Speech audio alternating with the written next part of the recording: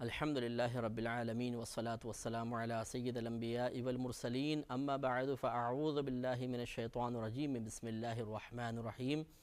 الحمدللہ الہادی پروگرام میں حضرت موسیٰ علیہ السلام کے بارے میں اللہ تبارک و تعالیٰ کی طرف سے بیان کردہ آیات پر درس قرآن کا سلسلہ چل رہا ہے، جاری و ساری ہے۔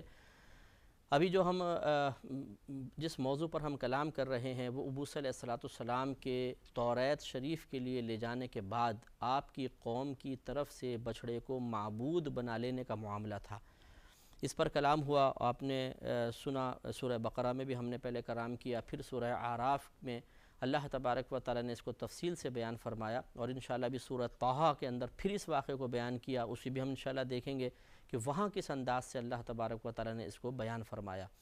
تو موسیٰ علیہ السلام اس جو سورہ اعراف کی آیات کا خلاصہ تھا کہ جب آپ جانے لگے تو ہارون علیہ السلام کو اپنا خلیفہ بنایا کہ آپ اس قوم کے معاملات کو دیکھتے رہیے گا، ان کی اصلاح کرتے رہیے گا، اور اگر یہ گمراہی کی طرف جائیں تو ان کی پیروی ہرگز نہیں کیجیے گا۔ حضرت موسیٰ علیہ السلام کے جانے کے بعد پیچھے سامری نے ایک بچھڑا بنایا سونے کا، اور اسے معبود قرار دے کر سب لوگوں کو دعوت دی، اور 70,000 افراد تقریباً موسیٰ علیہ السلام کی قوم کے اس کی عبادت میں مشغول ہو کر مرتد ہو گئے۔ جب موسیٰ علیہ السلام واپس تشریف لائے تو آپ کو بہت ہی زیادہ جلال آیا، اور آنا بھی چاہیے تھا، بہرحال وہ ایک نبی تھے، اور نبی جب اللہ تبارک و تعالیٰ کی نافرمانی دیکھتا ہے تو ضرور اسے غضب محسوس ہوتا ہے، وہ جلال میں تشریف لاتے ہیں۔ اس سے یہ معلوم ہوتا ہے کہ اللہ تبارک و تعالیٰ کی نافرمانی کو دیکھ کر غصے میں آ جانا، جلال میں آنا، اظہار غضب کرنا، یہ انبیاء علیہ السلام کی سنت اور طریقہ ہے۔ اور اسی حالت غضب میں آپ نے اپنے بھائی کی داڑھی، ہارون علیہ السلام کی داڑھی پکڑ لی، سر پکڑ لیا کہ آپ نے قوم کو کیوں نہیں روکا اس گناہ سے۔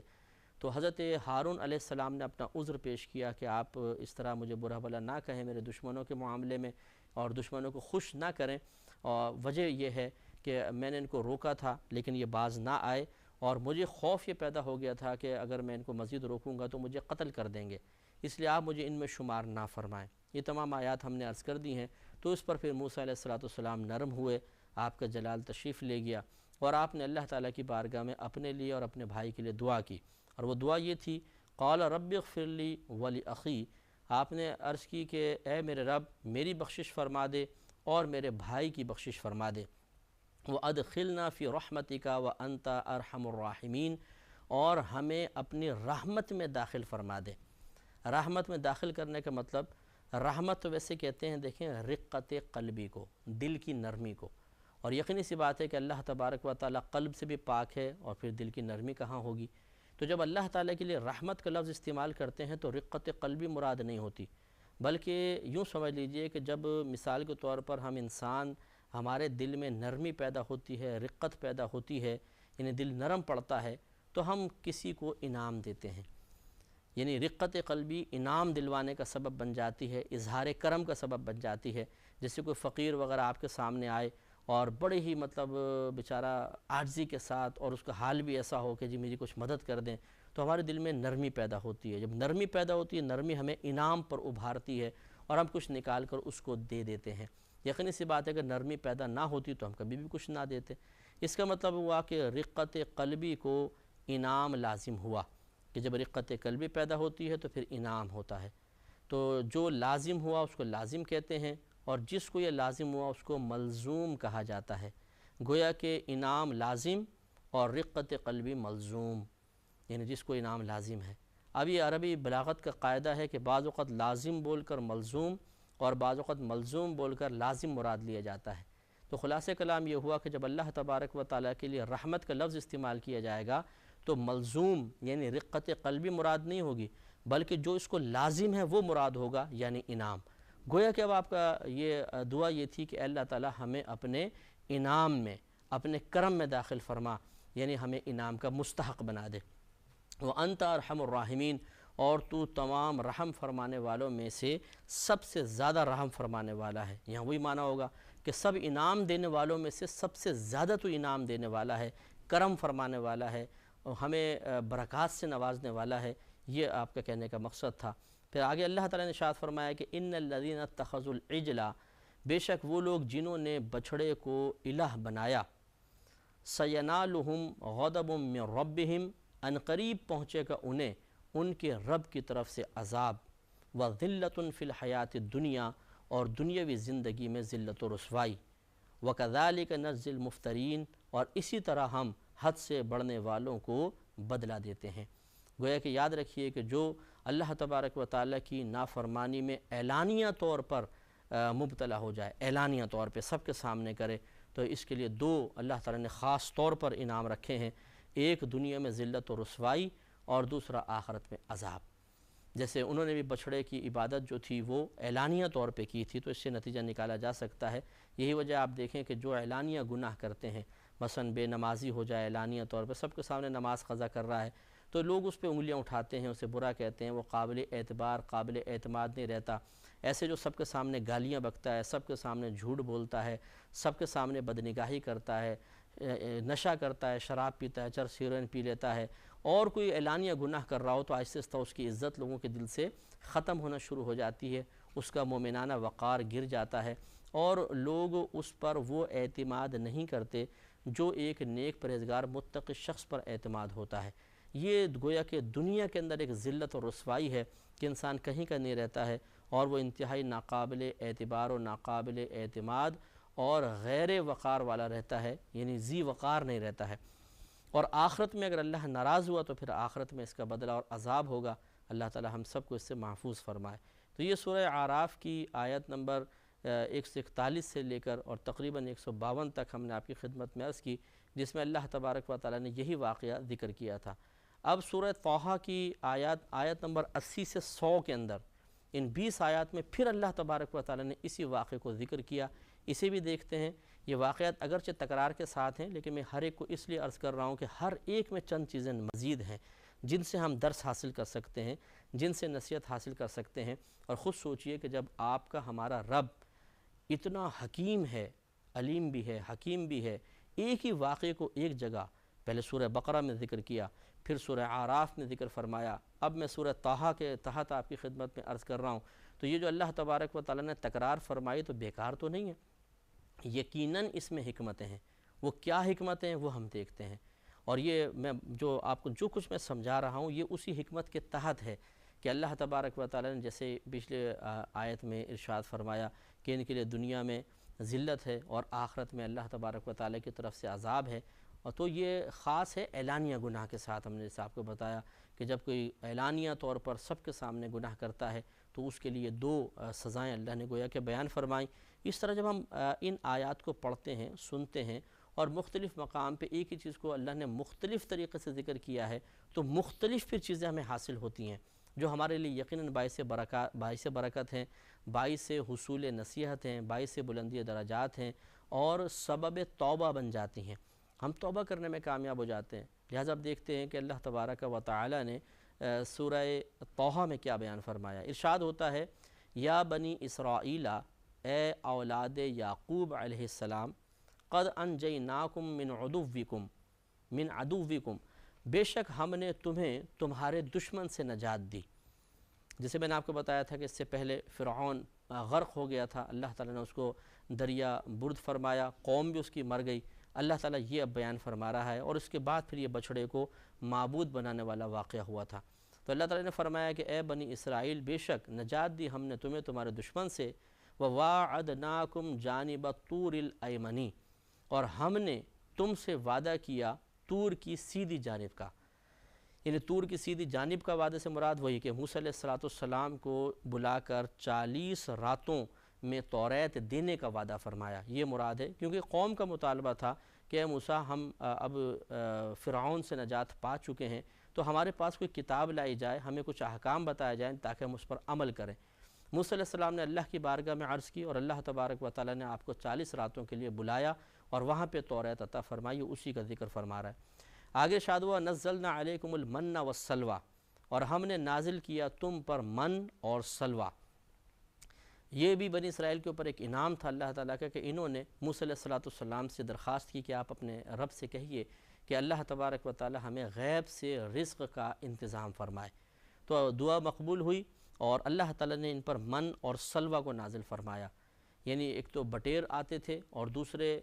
جیسے شبنم ہوتی ہے اس طریقے سے جب یہ صبح اٹھتے تھے تو وہ مختلف پتوں پر اور مختلف جگہ پر ایک غذا ہوتی تھی، مشروب ٹائپ ہوتا تھا میٹھا، یہ اس سے پیتے تھے تو پیاس بجھتی تھی، اور وہ بٹیر قسم کی چیزیں اوپر سے آتی تھیں، بھنا ہوا جیسے بٹیر ہو سمجھ لیں، اس کو وہ کھاتے تھے۔ لیکن ان کو حکم یہ تھا کہ اس کو آپ جمع کر کے نہیں رکھیں گے، روزانہ کھائیں، اس کے بعد چھوڑ دیں، وہ پرانا اڑ جائے گا، دوسرا پھر نازل ہوگا۔ اللہ تعالیٰ نے فرمایا کہ کلوا من طیبات ما رزقناکم، اور تم کھاؤ جو کچھ ہم نے تمہیں، کھاؤ تم ان پاکیزہ چیزوں میں سے جو ہم نے تمہیں عطا فرمائیں، ولا تطغوا فیہ، اور اس میں حد سے نہ بڑھو۔ اس میں حد سے بڑھنا وہی تھا کہ دوسرے کا مت چھین لو، جمع کر کے مت رکھو، یعنی یہ بے صبری کی علامت تھی، یا اللہ پہ بھروسہ نہ ہونے کی علامت تھی، بلکہ اس کو جتنا کھانا ہے کھاؤ، اس کے بعد چھوڑ دو۔ فَيَحِلَّ عَلَيْكُمْ غَضَبِي، اگر تم ایسا کرو گے تو حلال ہو جائے گا تم پر میرا غضب۔ وَمَنْ يَحْلِلْ عَلَيْهِ غَضَبِي فَقَدْ هَوَىٰ، اور جس شخص پر اللہ تبارک و تعالیٰ کا غضب حلال ہو گیا وہ بے شک گمراہ ہو گیا، ضرور گمراہ ہو گیا۔ مراد یہ ہے کہ اگر تم حد سے بڑھنے کی کوشش کرو گے، اللہ تبارک و تعالیٰ کے احکام کو ترک کرو گے، جو اس نے نصیحت فرمائی، جو اس نے تلقین فرمائی، جو اس نے تعلیم فرمائی، اس کے خلاف کرنے کی کوشش کرو گے تو تمہارے لیے اللہ کا عذاب حلال ہو جائے گا، یعنی تم اس کے مستحق بن جاؤ گے۔ اور جو شخص اللہ تبارک و تعالیٰ کے عذاب کا مستحق ہے فقد ہوا، وہ ضرور گمراہ ہے، وہ ضرور اپنے نفسانی خواہشات پر چلنے والا ہے۔ تو لازم سی بات ہے کہ اگر کوئی اللہ کی نافرمانی کرے گا تو یہ نفس کے تابع ہو کر ہی ہوتی ہے، شیطان کے تابع ہو کر ہوتی ہے۔ تو اس سے نتیجہ نکلا کہ اللہ تبارک و تعالیٰ کی ہدایت کے راستے کو چھوڑ دینا یہ اللہ تعالیٰ کے غضب کو ابھارتا ہے اور عذاب کا مستحق بناتا ہے۔ اگرچہ خطاب بنی اسرائیل سے ہے، لیکن ہمیں بھی غور و تفکر کرنا چاہیے کہ اگر خدا نخواستہ ہم بھی اپنے اللہ کا کہنا نہیں مانیں گے، رزق اس کا کھائیں اور بعد اس کے دشمن شیطان کی مانیں، اللہ تبارک و تعالیٰ کی عطا کردہ نعمتوں سے لطف اندوز ہوں لیکن خوش اس کے دشمن شیطان کو کریں، تو یہ بہت ہی بری بات ہے، یہ ویسی بڑی بے مروتی کی بات ہے، ایسا نہیں کرنا چاہیے۔ تو اس بے مروتی کی سزا پھر ہو سکتا ہے اللہ تعالیٰ دنیا میں اس طرح دے کہ ہمیں ذلیل و خوار کر دے، اور آخرت میں اس طرح دے کہ ہمیں عذاب کا مستحق بنا دے۔ اللہ تعالیٰ سے بہرحال ہم اس کی پناہ مانگتے ہیں اور دعا کرتے ہیں کہ اللہ تعالیٰ ہم سب کو نیک عمل کرنے کی توفیق عطا فرمائے، گناہوں سے بچنے کی توفیق و ہمت عطا فرمائے۔ آگے ارشاد فرمایا کہ وَإِنِّي لَغَفَّارٌ لِمَنْ تَابَ وَآمَنَ وَعَمِلَ صَالِحًا ثُمَّ اهْتَدَىٰ، اور بے شک میں ضرور بہت بخشنے والا ہوں اس شخص کے لیے جس نے توبہ کی اور ایمان لایا اور نیک عمل کیے پھر ہدایت پا گیا۔ سبحان اللہ، یہ بہت پیاری بات ہے، آپ غور کریں کہ اللہ تعالیٰ ارشاد فرماتا ہے کہ میں ضرور بہت بخشنے والا ہوں اس کے لیے جس نے توبہ کی اور ایمان لے آیا۔